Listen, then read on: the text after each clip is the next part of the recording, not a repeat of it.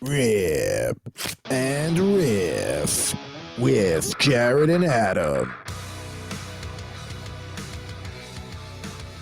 Hello, and welcome into another episode of Rip and Riff here on the Better Sports Network and Fantasy Alarm. I'm Adam Bernard at Pucking Thoughts, and the man to my right, if you're watching on the screen, is Mr. Jared Moore. Jared, how are we doing today? One of these weeks I'll figure out that whole left-right thing. But other than that, I'm doing absolutely fine, Adam. How are you today?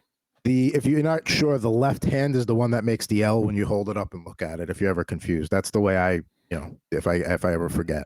So, well, if I know anything in life, it's how to take L's. So I'll keep that in mind. Should have had the rim shot ready. That's my bad. But we're gonna hustle along here because for the second time in Rip and Riff history, it's a guest rip here today, and we are bringing on none other than Mr. John Impemba. You can find him on Twitter at jimpemba777. You can also find a lot of his work at fantasyalarm.com. Also hosting on various shows, including the MLB DFS show at 5 o'clock Eastern on Fantasy Alarm and Better Sports Network. John, how are we doing today? Adam, Jared, yeah, listen, I've been a big fan of the show here. Happy to finally be able to jump on with you guys and rip some packs, man. You are the second ever guest after Better Boss, so that's not a bad place to be. Happy to have you. And first thing we like to do is we like to show the packs we're going to be taking care of today. First, I'll show what I got going here, and we're going to go back in the time machine to 1998, 1999. Got a little upper deck hockey there with Wayne Gretzky on the pack, his final season. And it says, year of the Great One debut. Look for 99 Gretzky autographed double jersey cards. So if I've got a few of these packs, and if we get a Gretzky double jersey, that will be a iconic moment of Rip and Riff. So fingers crossed. Very nice, very nice. I'm going to go with a little NFL football here. A Panini Mega Box Playbook. Not going to open every pack in it. It's 5 packs in the box, 4 cards per pack, but nice little expensive hobby box we got here. It says find one autograph or memorabilia card per box on average. We've done a few of these boxes throughout the history of Rip and Riff, and so far we have not pulled the autograph card, even though it says 1 per box. So maybe this will be the week that we finally get lucky. Yeah, that'd be pretty cool to rip an auto live. For me, we're gonna go with the see if I can get there we go. The 2023 Panini Select draft picks. These are going to be your current rookie class and some mix of other rookie cards I've seen. Like Nick Chubb, Andrew Luck. I actually ripped the pack the other day and got a Peyton Manning Tennessee card out of that. So there you go. Maybe we'll get some lucky. I've had some good luck with retail packs. Believe it or not, the low chance autos. I pulled some no-name autos out of some NFL Chronicles packs that you find at Target. So you never know. Maybe we'll get lucky today. I had to go to Target the other day. No cards. I was like, let me get a pack. Couldn't find them either. Cards. Like, come on, man. Like, how often do I go to Target? Like, very rarely. But it's fine. I'm surrounded by Target, so if I can't find one, I just go to the one that's like 3 feet over, and I'll just go find them there. So. Nice. Yeah, I mean, I have to go to the specialty stores around here because Target has nothing. The Walmart by me is an absolute disaster, but that's neither here nor there. So, John, we want to give you the chance to kind of go after us so you can kind of see the flow of the show. So I'm going to offer Adam. Adam, do you want to kick or receive here? You want to go first, or you want me to go first? I mean, if we were actually playing Madden or in football, I always want to kick the ball first. I want the ball coming out of the half. But, I closed the show with the starting lineup, so maybe I open the show here with the pack, and then we'll go right into football instead of breaking it up with hockey between. What do you say? I say that sounds like a plan. Let's go. All right. So let's get that nice rip sound. A nice 1998-99 NHL Upper Deck Series 2 hockey. Looking for that Gretzky double jersey autograph. Got to get that nice crisp sound on the mic. There we go. All right. While you're doing that, I'm going to open this box because I got a lot of homework here. All right. So let's see. First up here, we've got Dallas Drake, longtime NHL winger here with the Phoenix Coyotes. Yes, Phoenix at that point, not Arizona, with the Kachina jersey, which is always a nice look for them. Solid right winger for Dallas for a while. Let's see what else we got here. John, I don't mean to put you on the spot, but give us a word here on Dallas Drake and or the Phoenix/Arizona Coyotes. So love the Coyotes jerseys that they have there. Definitely one of my favorite old school jerseys to use. But yeah, not much analysis for me on that one. I mean, he was a good right winger. In today's day, in today's landscape, he would actually be a valuable right winger because right winger is so thin in fantasy. Speaking of, let's see, forwards here, we're going to go over to Pittsburgh, and one of Jaromir Jagr's favorite line mates, Marty Straka. There you go. Good player. I know Straka. Good player. Now, when he came to the Rangers, it was Michael Nylander, Williams' dad, and Straka and Jagr was their top line. And that top line hummed. Jagr had 54 goals that first year after the lockout, I think, or something like that. So, Marty Straka there, but also a longtime Penguin, good player there.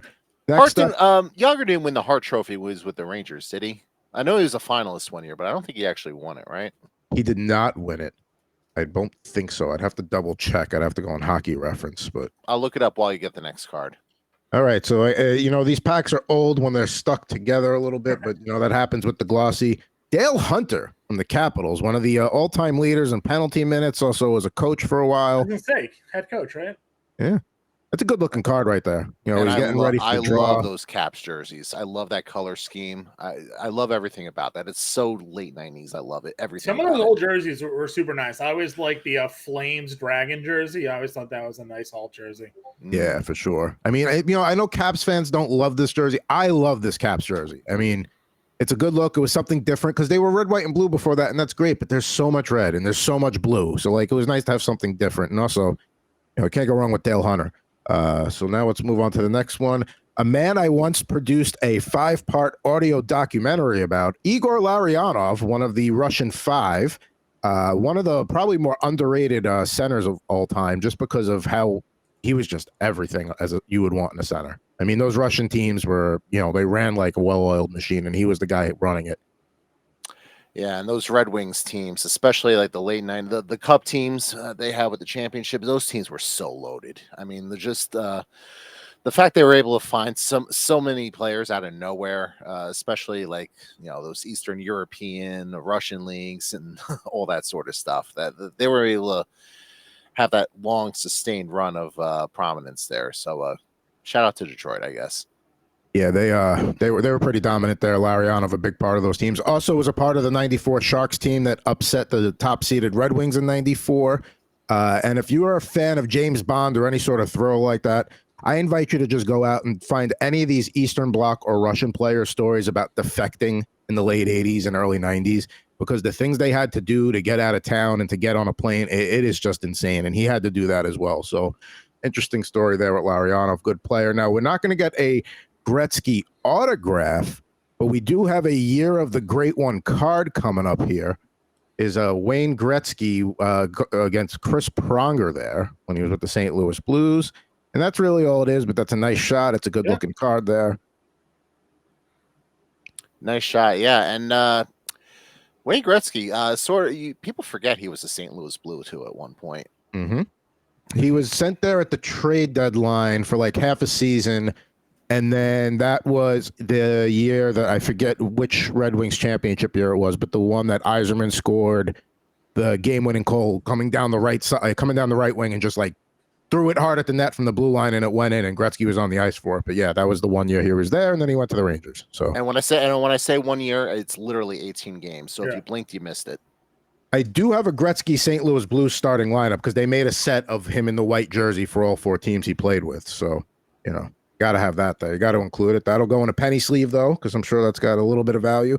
The immortal New Jersey Devil, Brian Muir. How? I'm a Devils fan, and I barely remember him.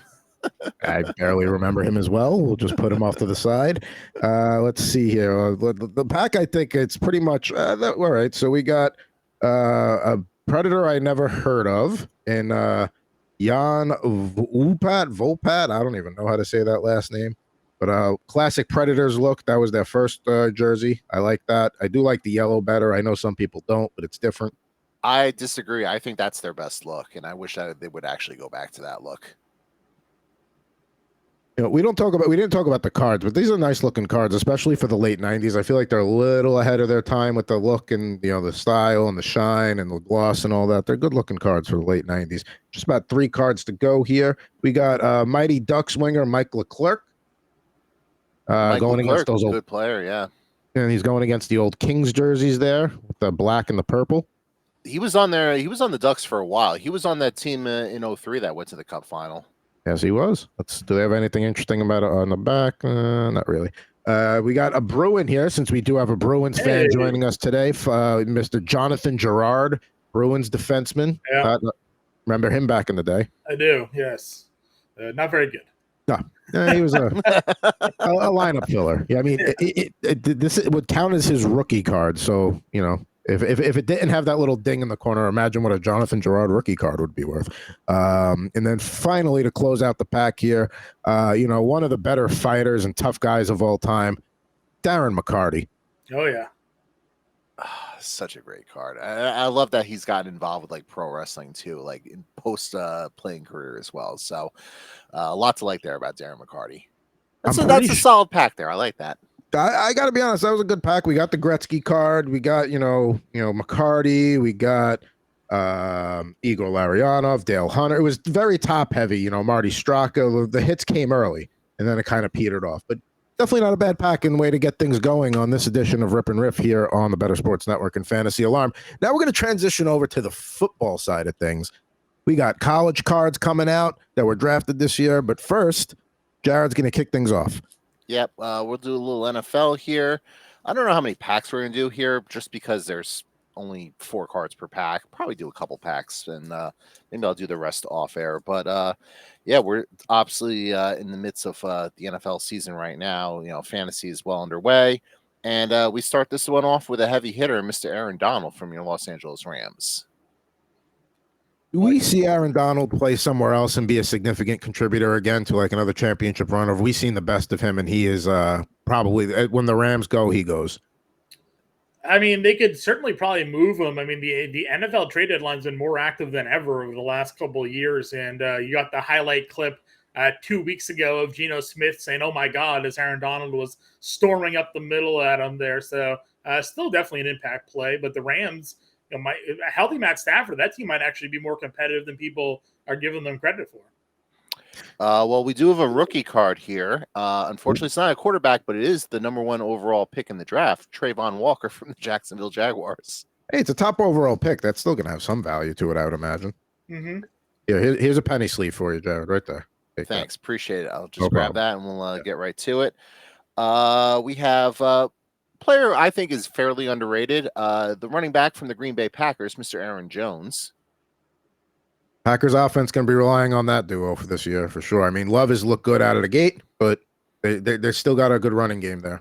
Yeah, great week 1. Hurt his hamstring, unfortunately, on like the 80-yard reception that he had. But and it looks like we got one of our orange parallels here. The quarterback from your New England Patriots, Mr. Mac Jones. Hey, is that numbered or just orange?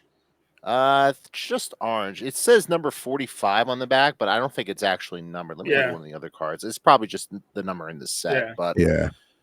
But where are you on Mac Jones? You're a Patriots fan. I feel like this might be it for him as the starting quarterback. So I have seen him make great plays, and I've seen him make questionable plays.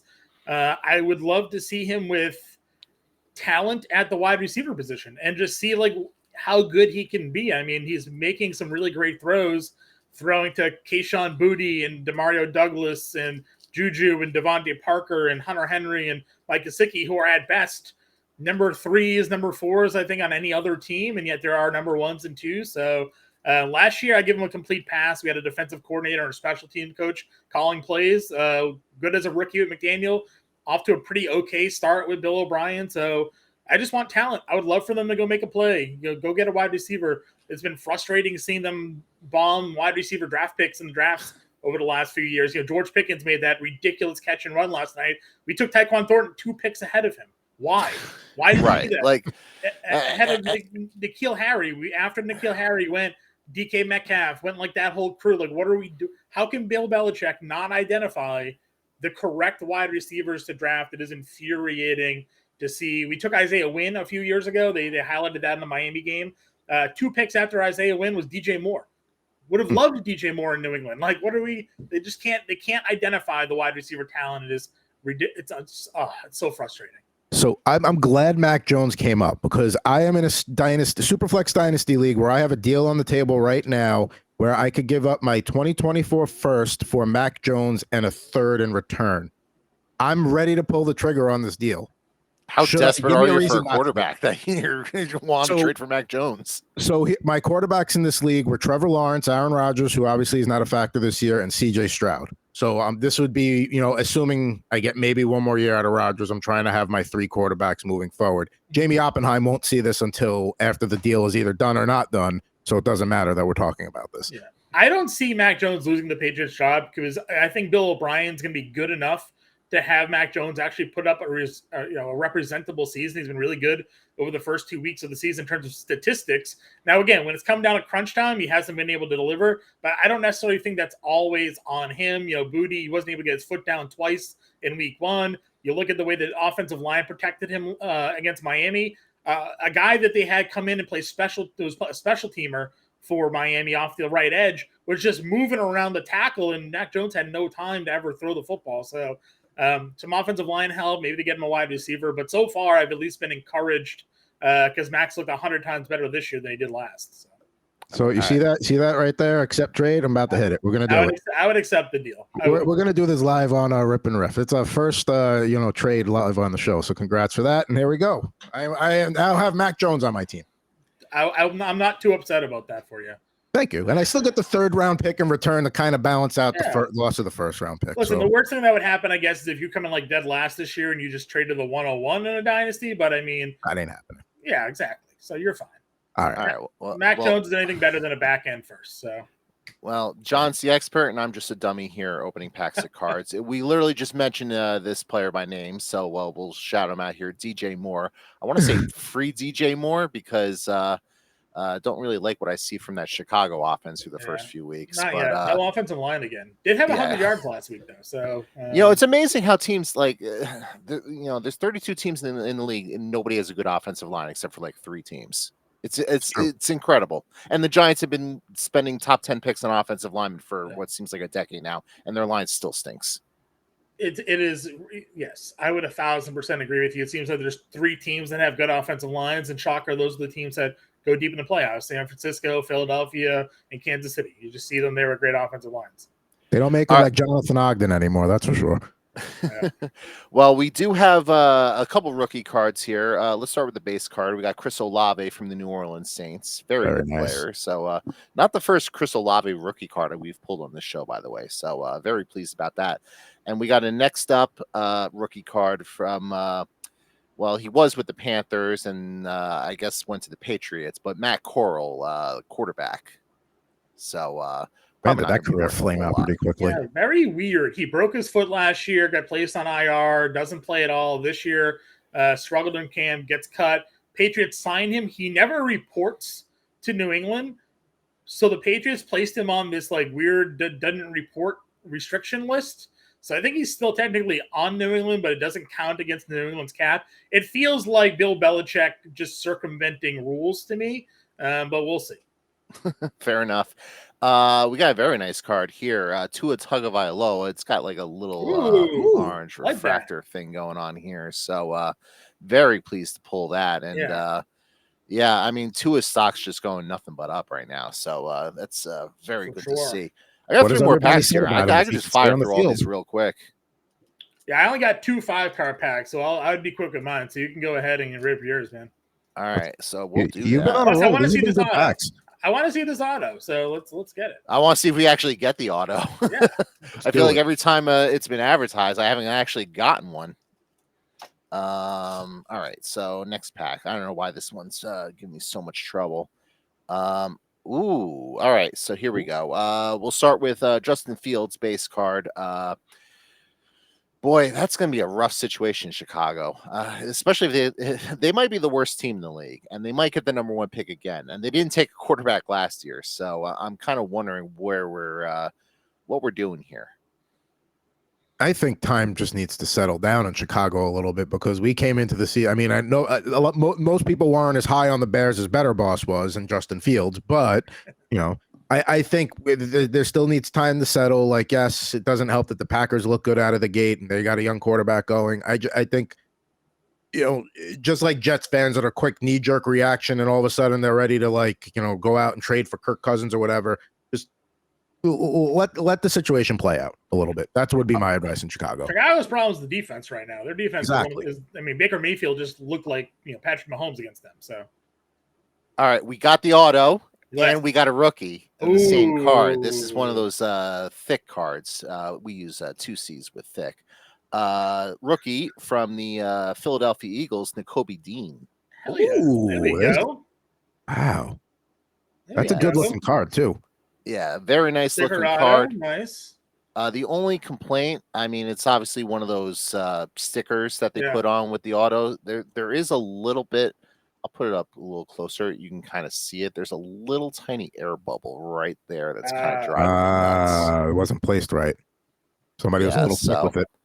Well, I mean, I might be able to kind of iron it out afterwards. I'll work on that after the show because I don't want to damage the card. But yeah, we did get an auto, so they actually came through and delivered on that. So and it was a real one, 3rd round pick coming out of Georgia. I mean, that's a legitimate pick. You get thrown off by the numbers these days because they don't wear your traditional numbers. So you see 17, it's not like a 4th wide receiver. Now he's a linebacker. Right. I see 17. I think Alshon Jeffrey. Yeah, exactly. We got another rookie card here. I've never heard of this player though, DeMarvin Leal. So Jonathan, give you a little analysis there. Be my guest. And Texas A&M, the second year, I think they'll they didn't use him a ton last year. I think this year they're going to slowly increase his role a little more and more. He's going to get more involved, and I think he's, you know what the Steelers, they just develop. I wasn't actually looking for real analysis on DeMarvin Leal. The Steelers. I'm an IDP guy. What do you want? Lamar Jackson total offense card. So very nice little specialty card there. All right, 2 packs to go here, so we'll fire through these real quick. Nice. All right, so we have, looks like another rookie card here because I've never heard of the player. Yep, another rookie card here. Tyler Batty from the Baltimore Ravens. Okay. Let's see. Brian Robinson rookie card from the Washington Commanders. It looks like he's got a stranglehold right now on that RB1 job in DC. And how much his ability to catch passes, I think, has stunned everybody. Everybody assumed Antonio Gibson was going to be that pass catching back, and he's shown the ability to catch football this year. So some added value where I don't think many people were looking for it.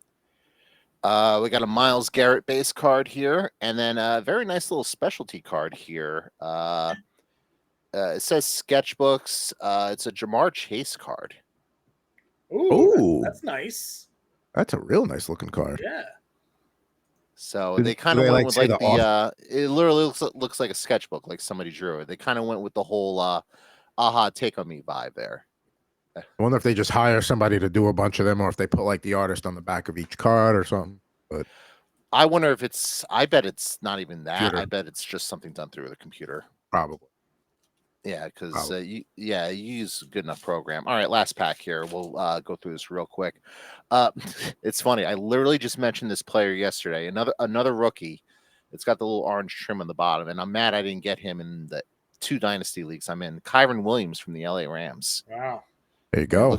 He looks like he's going to be the feature back there now with Cam Akers likely on his way out of town in the very near future, depending on when this episode airs and when the trade actually goes down. We have pre-washed Russell Wilson here. It's pre-washed like jeans. Yeah. Let's see. We got another rookie card from offensive lineman from the New Orleans Saints, Trevor Penning. Okay. And last but not least, a little red zone specialty card of Stephon Diggs from the Buffalo Bills. That's actually a really nice card. Yeah. Yeah, I like it. I like I don't want to say the ESPN font on the top. There, that's not right. Yeah. It's like the ESPN font. I was trying to place why that looks familiar, but you nailed it right there. Yeah. But overall, solid pack. We got some nice specialty cards there, and we got an auto. We got an autograph that was a better than expected player. Yeah, for sure. When it said autograph, I expected I don't know, someone extremely mid, like Gary Brightwell or something. Yeah, I still have the Eagles. It's like a 4th string Eagles running back auto that never sold, just sits on eBay for like 50 cents. Nobody wants him. I don't even think he's on the roster anymore. So let me ask you something, because you mentioned selling cards. Yeah. So we do this every week, and I have just like a whole stack of cards here that like I don't know what to do with.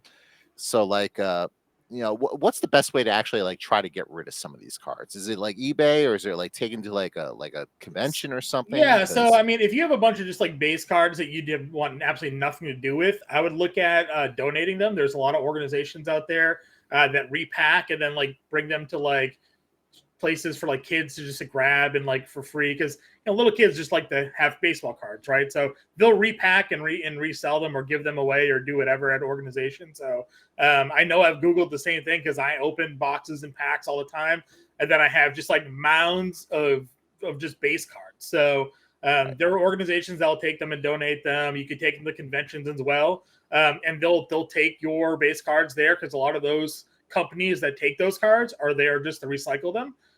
So those are certainly different ways to do that. I know I'm part of a couple of different like break groups, Discords, and things like that. And the guy who runs it will keep the base cards that you don't want, and then he goes to the local like AAA game, sets up a table with them, and like hands out repackaged base cards to like kids who walk in just for free, right? Because just to give them the experience, create a memory, a new hobby. So that's what I would look into if you're just looking to get rid of them. If you have cards that like could sell, but maybe they're not like the highest of value, I list a lot of cards on eBay for like 99 cents.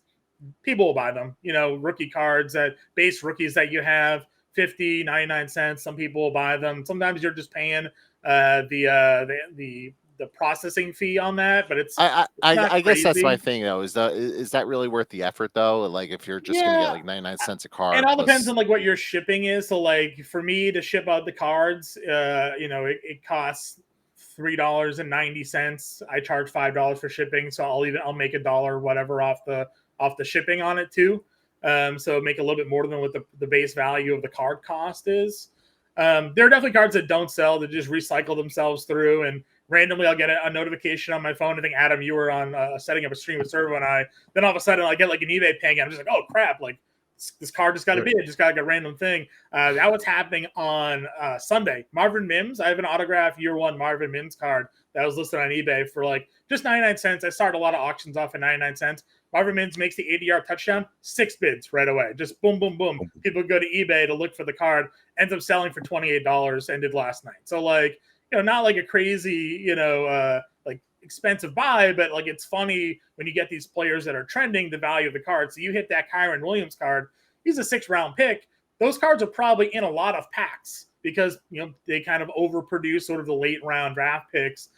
So like his auto cards probably floating around there at a pretty high rate. His rookie cards probably floating around there at a pretty high rate. But now because he's a starting running back that just popped off, the value of that card is probably not any higher at this point. So it's always pretty interesting when you rip some early packs. I like to keep a lot of the base rookies or rookie cards that I have just for like a season to see what happens to those players. Because if they do become big, like Brock Purdy, for example, think about all those Brock Purdy cards that just mass produced his rookie season because he was a 7th-round pick. Some guy probably opened a Chronicles pack, got a rookie ticket Brock Purdy. He's like, great, 7th-round pick. He's never going to play. This is a waste. And all of a sudden now that card probably sells for $1,000, right? Because it's a rookie auto Brock Purdy. So, I like to hold on to those cards for a year, see what happens, and I'll list them if they take off and maybe make a little bit of money off it. I don't really keep a lot of cards. I'm a big Bobby Witt collector, so I do have a lot of Bobby Witt Jr. cards. I've sold some of them.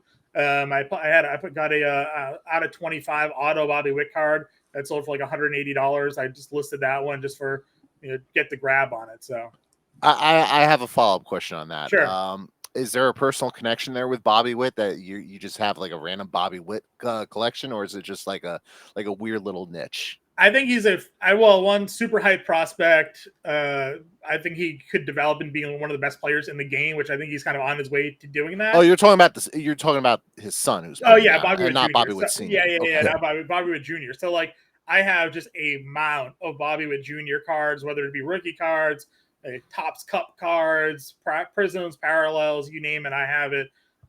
Because I just think he's a guy that could go on to be like a Hall of Famer, and I just right. So you're planting your flag there. You're basically saying, I think this is the guy, and it's interesting you did that. I literally just picked up like a Jason Dominguez rookie card the other day. Yeah. Nice little refractor card. Yeah, exactly. And then like a day later they announced tears the the Tommy UCL. John. Yeah. So it kind of is what it is. But no, that's interesting. I like those like weird little sub niches. I don't even know that that's necessarily one because like you're just sort of planting your flag with a specific player. Yeah. But like I have a random sub niche in my collection where I collect guys who were on the Yankees for 1 year or less. I call it the South Fasano All Stars. And John backs it up with his bankroll with Bobby Witt Jr. because he also is the co-host with Dan Servideo on Better Sports Betting on Tuesdays. Yeah. And you can pretty much set your watch to there being at least one Bobby Witt Jr. prop somewhere in the show. 2 straight show appearances. I had his home run call plus 600 and plus 550. And he homered both days. So, we're there. So. All right. Enough chat. Let's rip over some cards, buddy. All right. So we got our draft pick selects here. Try to get my camera to actually show it. There we go. So let's see what we can get here. I got a couple packs to open. I think the promoted card pack on this one is a laser prism. So we'll see if we can pull a laser prism. So first card here we have a Chris Olave Ohio State card, just a little shiny select base. Nice. We got a rookie Luke Musgrave card here. Okay. Not bad. Trying to get my camera to actually show it. There we go. There you go. We got a Jalen Hyatt rookie for Tennessee. Okay. Yeah, I mean, he made the play the other day that gave the Giants a spark in their comeback win against Arizona. Love Jalen Hyatt, one of my highest rostered underdog players this year. We got wide receiver 1 for the Giants, we say? Probably their wide receiver 1 now. One of my reasons I like them so much is I don't think there's really a separation of talent in that wide receiver group. So why not give Jalen Hyatt the opportunity to be that guy?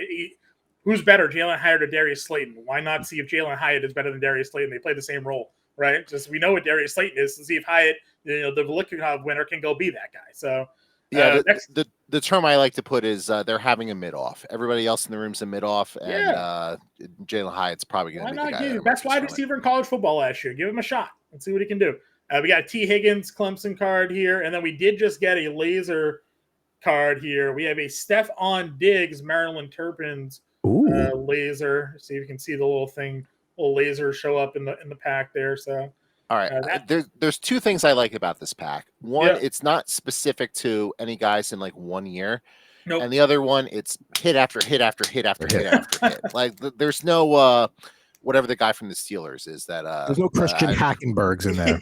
There could be. Let's open. Well, he was a college star, I guess, for lack of a better term. Second round pick. So what I love doing sometimes is opening cards upside down to see what the back card is. The back card is an Anthony Richardson card. So let's let's just see. You never know, right? We could get something good here. First card is a Kenneth Walker Spartans card. Second, it really card, is a nice mix. We got a Tim Brown Fighting Irish. Ooh. Giving us a little throwback here. Heisman winner, if I'm not mistaken, right? Yeah, we got a Kenny McIntosh rookie from Georgia here. We have a Tar Heels Lawrence Taylor card, little LT. This is a sweet pack. And then, so this is exciting. So the Anthony Richards card is a Prism Futures. So we do have the little rainbow glow. Okay. So that's nice. You get a little Anthony Richards floor Futures. So it's a pack insert, little SP insert here, and then you get the little rainbow glow on it. So is that like an American flag theme, red, white, and blue, or is it just a coincidence with the color scheme on the card? No, so the color scheme itself is actually red with like a bunch of different colors to it. It's not. I wish my camera was a little bit better so it would actually show the card here. I may just have to flick off my green screen so we can get a good look at what we're looking at here. XSplit. Let's see. Turn off the background here. Original. All right. Plain wall for the folks at home. But there you go. Now it's popping. So you see we got the little rainbow prism on it, and then it's just got a 3-color tone. That's to nice. It. So that's a pretty good card there. I like that one a lot. Sometimes you get these inserts and they're just kind of the base looks, but you get the little shimmer on it, and maybe it sells for a couple of bucks there. So That's what I got. Yeah, this pack, again, just bought a couple packs off the rack at Target. That was actually pretty good rip there. Yeah, pretty sweet there. I like that. So we're gonna move on to a new little segment we have on the show where Adam does this thing at the end where he closes with the starting lineups. I decided I wanted to do something special as well, so I do the mystery slab. Okay. So the story behind the mystery slab is I walked into this place by me called Toy Wiz that specializes in like comic books, collectibles, but they do sports cards as well. And I saw this. I'm going to bring it up here. $30 mystery slab, and here's some of the chase cards we can go after: Kevin Garnett, Luis Robert, Kirk Cousins, the artist formerly known as Antonio Gibson. So there's some interesting value cards in there as well. So we did this last week, and I pulled a little Desmond Bain 10 graded rookie card there. So very nice mystery slab. So when I went back there, I bought 4 more. So we're not going to do all 4. I'm just going to do one, but we'll do a nice little mystery slab. We don't know who we're going to get. Maybe we'll get one of those guys. Maybe we'll get, someone awesome, or maybe we'll get I'm trying to remember the wide receiver on the Jets who got traded. Elijah Moore. I don't know. Yeah, you could get him. I always see those cells too on the mystery slabs, mystery boxes. Okay, so we do have a New York Jet. We have a 2018 Panini Prism rookie card. Ooh. Unfortunately, that's where the hype ends because we have Sam Darnold. That's a PSA 10 right there? That is a PSA 10 Gem Mint Sam Darnold rookie card. So unless he has a late career resurgence like, I don't know, Rich Gannon or any of these other quarterbacks that has a Geno Smith, unless he has that in him, and I mean he's on the right team to have it in case like Brock Purdy, in case Brock Purdy turns out to be a flash in the pan or something, they decide to make the change at some point, even though that seems is that a base prism or a silver prism? This looks like the base prism. So the base prism goes for anywhere between 35 to 45. So you basically got your money's worth there. I do see one going for as high as 80. Well, how about that? So we did pull a nice little rookie quarterback card here. Not the quarterback I'd probably want from that particular class. I think I'd rather have Josh Allen or Lamar Jackson. But hey, at least we didn't get Josh Rosen.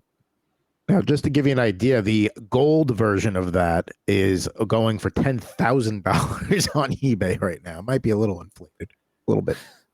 Well, I think if it was the gold version, it wouldn't be sitting there in a bag here for $30, where anyone could just grab it. So I'm going to go on a limb. I'm going to go on a limb and say this is the $30 version. Yeah, I saw those mystery boxes are always great. The mystery jersey buys are good too. I saw somebody at the Fantasy National or the National Convention rather. They had the option to buy the mystery jersey box, or they could have bought a straight up autographed jersey. It was what was it? It was they could have gotten I think it was Ohtani autographed jersey for like $350, or they could have bought like the mystery box. Or no, sorry, he could have bought the Adley Rutschman autographed jersey for like $300. But he bought the mystery box looking for the Ohtani jersey for like the same amount of money, and he ended up being a Noah Syndergaard autographed jersey that he pulled out of the mystery box. I was like, I would have just bought the autographed Adley Rutschman jersey guaranteed than like hunting a mystery box looking for the one-of-one Ohtani auto that was going to be in there. Yeah, this is the Peter Griffin. It could even be a boat. Yeah. It seems to come up like every other episode on Rip and Riff for some reason. It's like one of the few things from Family Guy I actually remember.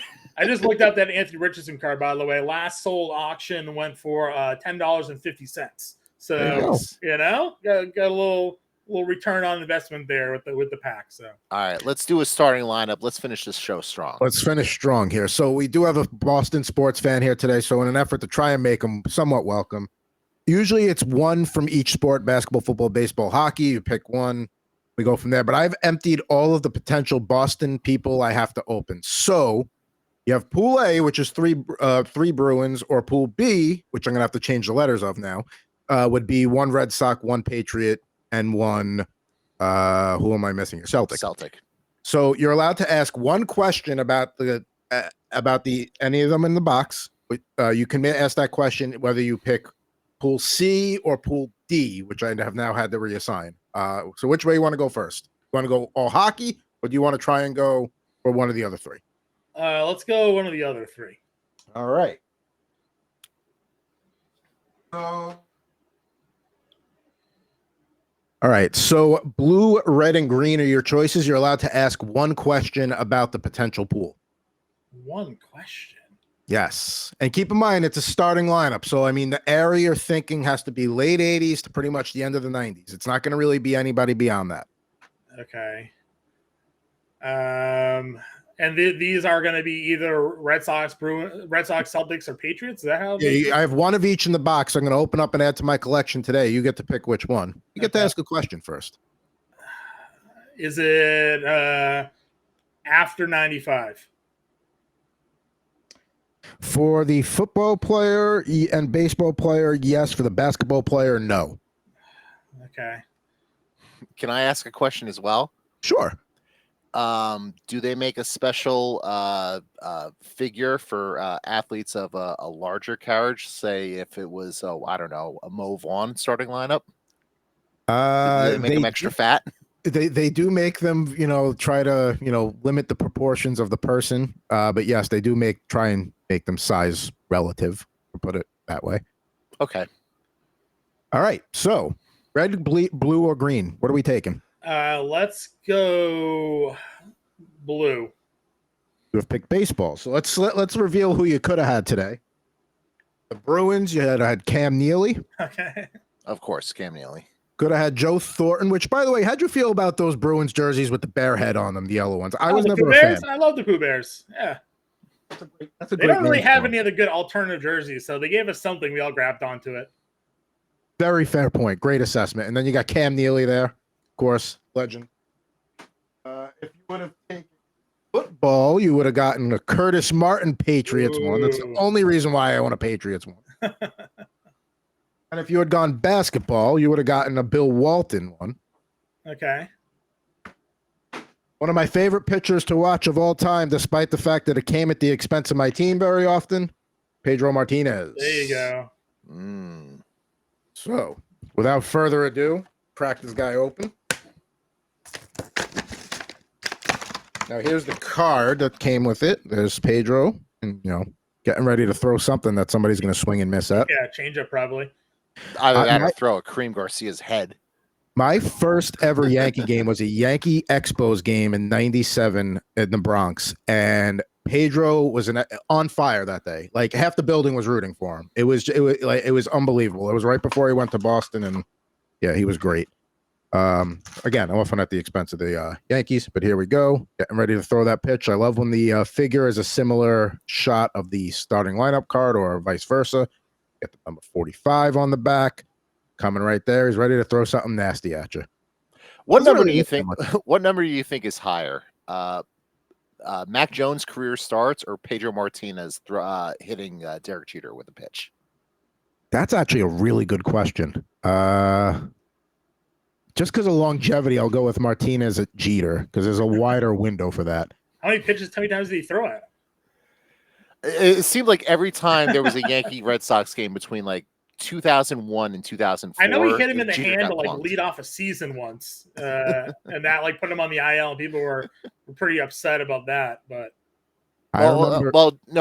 Jeter got hurt opening day 03, sliding to third base in Toronto. I remember last day of junior year in high school, I cut because it was Pedro versus Roger Clemens at the stadium. And Roger left after the first inning with a groin injury, and I was pissed. I was like, I cut the last day for this? Yeah, that was it. Man. Well, he joins the extensive starting lineup studio audience. That's right. He gets to join the starting lineup studio audience, which behind me tonight, we got Andy Pettit, who was opened up here last week on Rip N Riff. We got Wayne Gretzky from the Jets. Curtis Martin from his pit days, subtly trying to stick it to the Red Sox fan here. Ray Allen, who Jared accidentally guessed correctly last week, also got out of the box last week. And then down here, just to keep, reminding that he is a Boston fan and we are New York fans. Patrick Waugh in the middle there. Then we got Daniel Alfredson, who was a thorn in their side for many years. And then Brian Leach all the way on the right, who spent a little time as a Bruin. And actually, when his one game back with the Bruins against the Rangers at Madison Square Garden, the building rooted for the Bruins that night, and they won. I like it. Yes. So there you go. There's this week's starting lineup studio audience. Mr. Pedro Martinez will be there, a part of it next week. We'll have to see who else is going to be in there. That was a fun show today. That was good stuff. We had you guys had me on. I'm so excited. Yeah, John, you brought your A game today, so we always appreciate it. I always bring my A game, Jared. You know that. I'm here for the people. Got to entertain. I mean, Not even does he bring the A game, but I mean, also, the cards brought the A game today, too. The hockey pack was strong. The football packs were strong. The college packs. I mean, just a great Rip and Riff to kick off the weekend here on this Saturday afternoon. But that'll do it for this edition of Rip and Riff here on the Better Sports Network and Fantasy Alarm. We thank John so much for joining us and being guest number 2 on R&R. Who'll be guest number 3? We'll have to figure that out and let you know. But we'll be back with you next Saturday for another edition of Rip and Riff on BSN and Fantasy Alarm. For John Impemba, for Mr. Jared Moore, I'm Adam Bernard. See you next week.